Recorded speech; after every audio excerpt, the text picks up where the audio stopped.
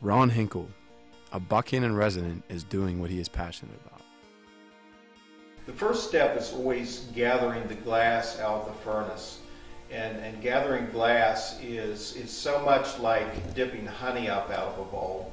You actually use the same movements. You have a rod, or you might say it's like a honey stick, and this gathering rod that you have is about 5 foot long, and you dip it into the molten glass, and you turn the pipe, the gathering rod, and you scoop and turn the rod at the same time. And then comes that all-important puff of air.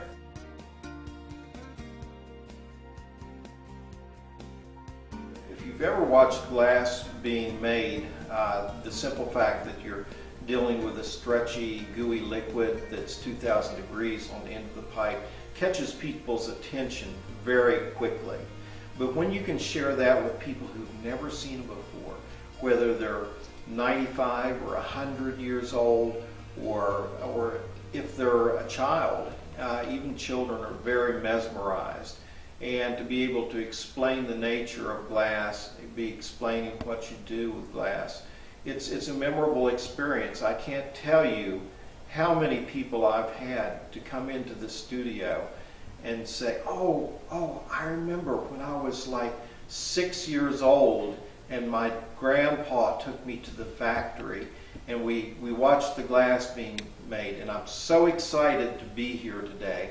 And then when you see them leave your studio with that great big smile and that bubbly feeling, and they're just so excited, you know that you've left them with a piece of you.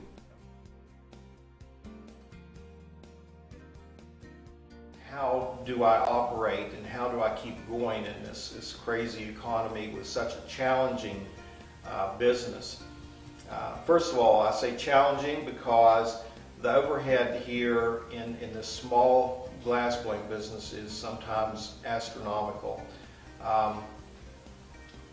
The gas bill alone can run, $1,000 a week. So, But I've taken an approach to making the business work by being constantly vigilant of sales, constantly vigilant of demand, constantly vigilant of what the customer wants in the design. Myself and Heidi and Richard, we were frequently talking about business strategies as we work. The creation process is taking place while we're developing these strategies.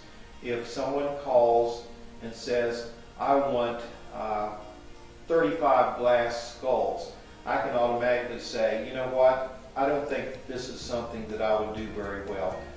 Tell them immediately that we can't do that. Or they might say, well, we need so many bowls, can you do that in a certain color? And immediately I can say, yes, we can do that. Glass is simply a very magical material to work with. If you think about it, there's no other substance on earth that has the appeal that glass does. It has color, it has texture, it has transparency, it has the ability to suspend things inside of it, like a paperweight. You could look at a paperweight and you see what appears to be a flower growing on the inside of it. So you actually suspended something there, and it's like, oh, it's there for eternity. It's not going to change, And so all these factors going on make glass a truly magical substance to work with, especially for an artist. I would like to think of my glass making venture here as an adventure in my life. It's been one of the greatest adventures that I could have ever imagined. He is an accomplished glass artist who embodies all glass history and artistry.